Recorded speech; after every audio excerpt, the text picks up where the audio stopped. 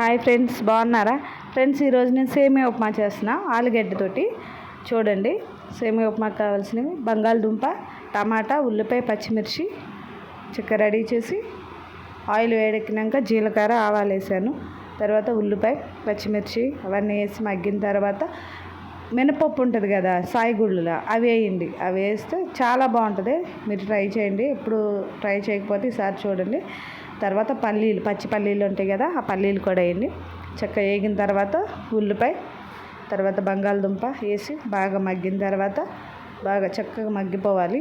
తర్వాత మనకు కావాల్సిన వాటర్ పోసుకొని కొంచెం సాల్ట్ వేసి ఆ వాటర్ మరిగిన తర్వాత సేమియా వేపి పక్కన పెట్టుకున్నాం. ఫస్ట్ ఆ సేమియా వేసి చక్కగా స్లో మంట మీద, చిన్న మంట మీద చక్కగా ఉడికించుకుంటే పొడి పొడిలాడుతూ ఉంటుంది. ఇవన్నీ వేసినందుకు మెత్తగా అవ్వటం వల్ల లేదు. చూడండి, పొడి పొడిలాడుతా చాలా అంటే చాలా టేస్ట్గా ఉంది.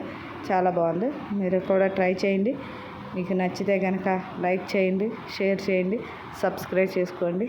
Thank you friends.